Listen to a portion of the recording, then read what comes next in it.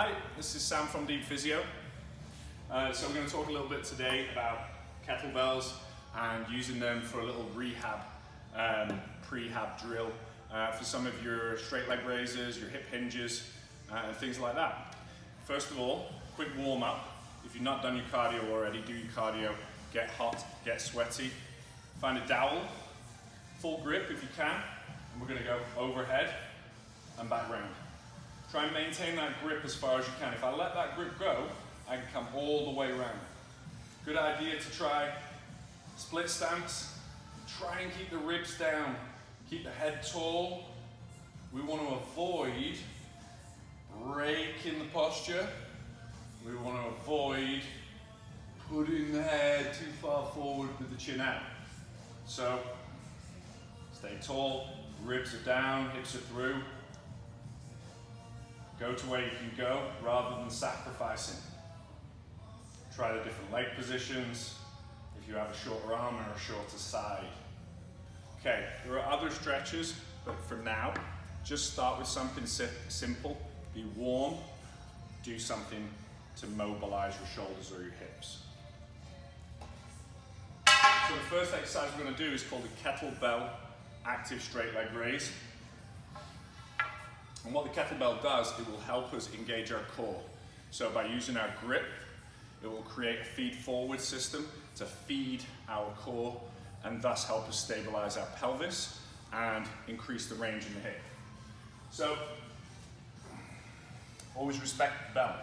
We have a different array of kettlebell sizes. We've got 12 kilogram blue, 16 kilogram yellow, 20 kilogram purple, 24 kilogram green. These are competition kettlebells, a little bit more expensive, difficult to find, but what you'll find is they're all uniform handle, they're more correct in their weight, they're more precise, and the colors reflect the weights, okay? So if you know you've got a green competition kettlebell, you know it's going to be 24 kilos. We're working on getting a full set, pairs right down to pinks, and the reds at 32 kilos. So I'm going to try the straight leg raise first with the 20 kilo, and then we'll take it from there.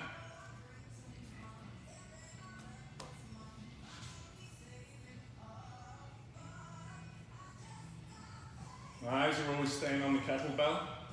I'm going to think a little bit about shoulder packing first.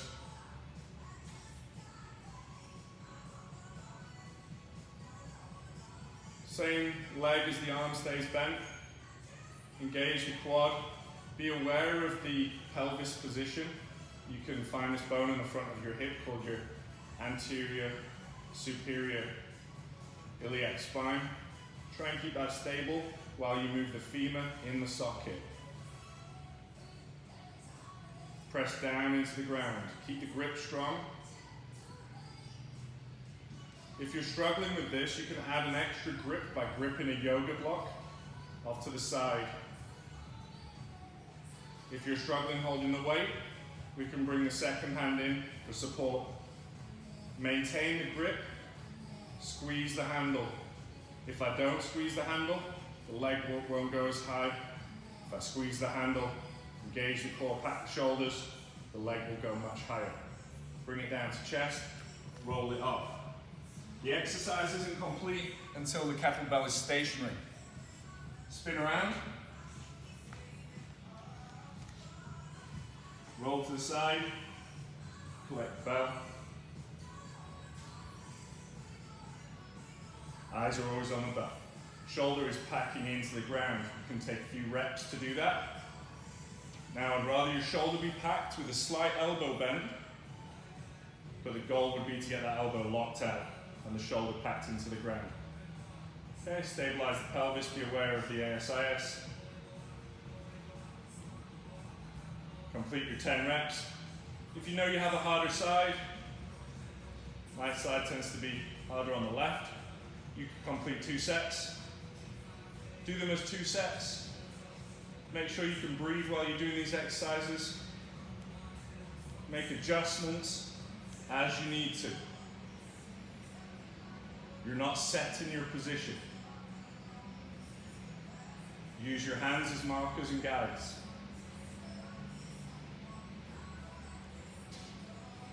Okay. So the next exercise we're going to look at is the kettlebell bridge. So we're going to use a 16 kilo for that. And a bridge is just lifting your hips up.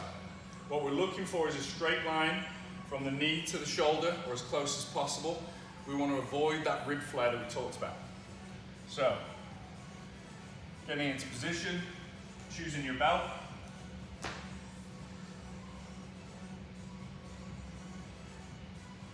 Now it's a good idea for the first rep to keep both hands on this. Pack the shoulders in. Lift the hips up. Sink those shoulders into the ground, get the neck long.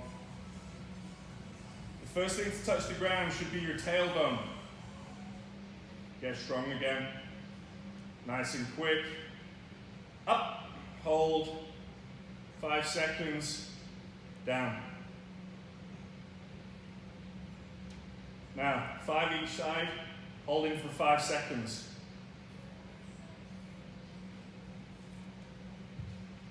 Some of you may or may not have clued in to what I was doing with my toes prior to each rep.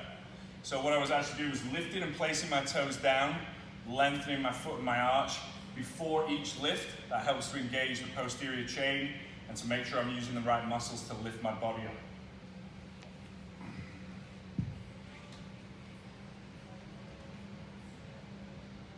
And a little bit more of a challenge. Go with one hand or go with a single leg. Keep the other hand up as well.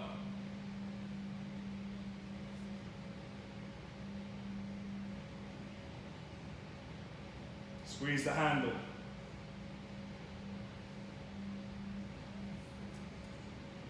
Okay, so here's the toe lift. So we lift up, we place down, we lift.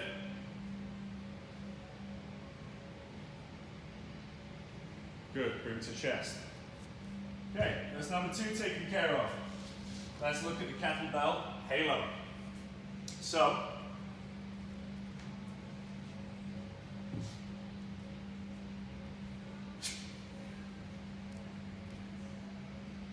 we're going to keep a nice, straight body. Try not to give in to your posture, okay? Or, know your posture.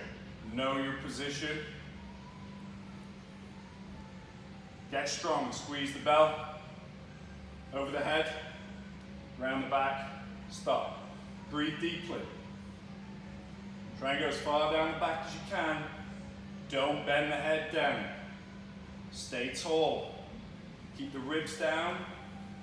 Keep the quads engaged.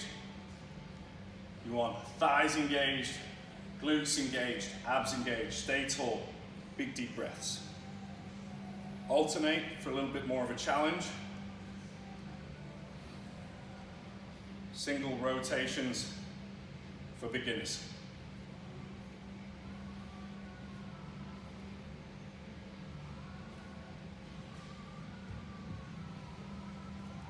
Okay, I think that covers everything. Thanks very much. You've been great. Have a great day.